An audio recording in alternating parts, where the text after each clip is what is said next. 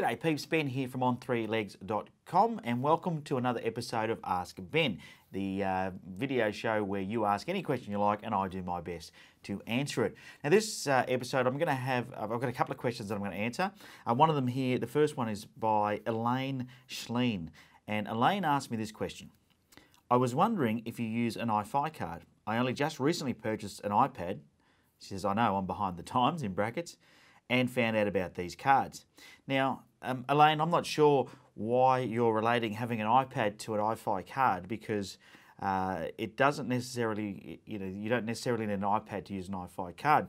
And now what I'm assuming is that you want to work out how to transfer your images more seamlessly from your camera to social media.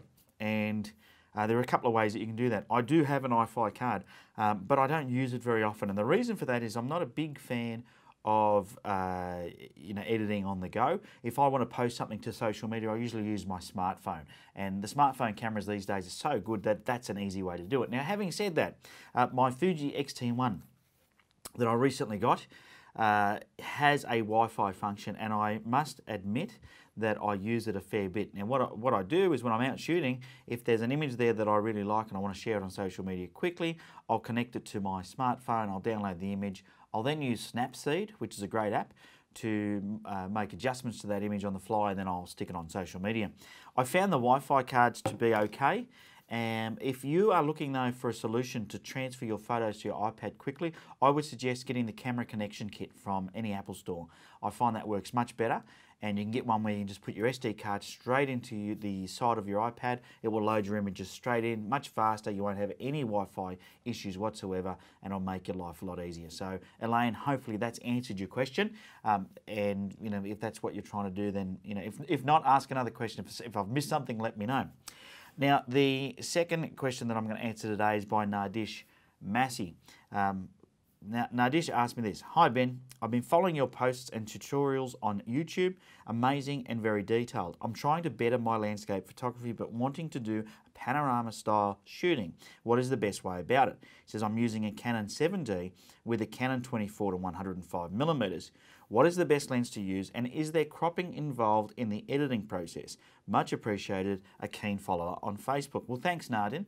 I appreciate your question, and it's a great question. It's probably a question a lot of people are asking, because panoramic photos are awesome. I love doing panoramic images, and they're actually very, very simple to do.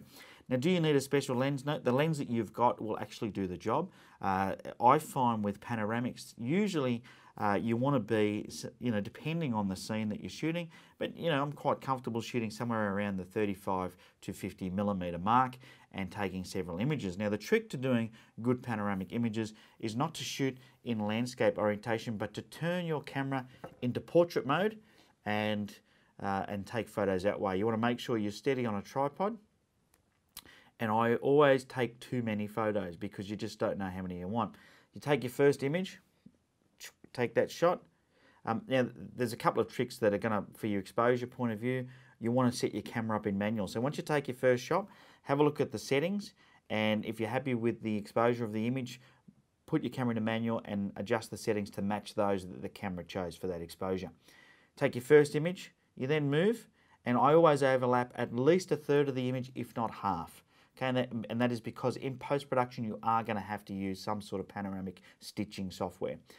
Once again, I do the same thing, overlap half, take another photo, overlap half, take another photo. And I might do that, for 90 degrees, it might be 120 degrees, whatever it is that you're trying to achieve with your panoramic shot, and you could end up with, say, 10 images. Now, I've seen people using nodal sliders and all of these. On landscape, you don't need to go to the expense of these additional panoramic rails or that. Simply putting your camera on your tripod and rotating it will be good enough. Once you've got all your images, you'll find Photoshop has the ability to then do what's called panoramic stitching. So you load all your images into Photoshop, and you tell it that it's a panoramic, and you can stitch those together. There's plenty of tutorials on YouTube how to do that, so I'm not going to show you how to do that, but the gear you've got, Nardin, will definitely do the job of creating panoramic images. Good luck with that, and I look forward to seeing some of the photos. Thanks again for your question. Now, if you've got a question for me that you'd like answered on the show, you can find me on Twitter at on3legs, that's with the number 3. and hashtag AskBen, or you can jump on my Facebook page, which is facebook.com/on3legs, or go to on3legs.com and shoot me a message through the blog, and I will do my best to answer your question. Make sure you hit the subscribe button so you don't miss a thing. Give this video a thumbs up if you really did enjoy it. You keep asking me questions and I'll do my best to try and answer them.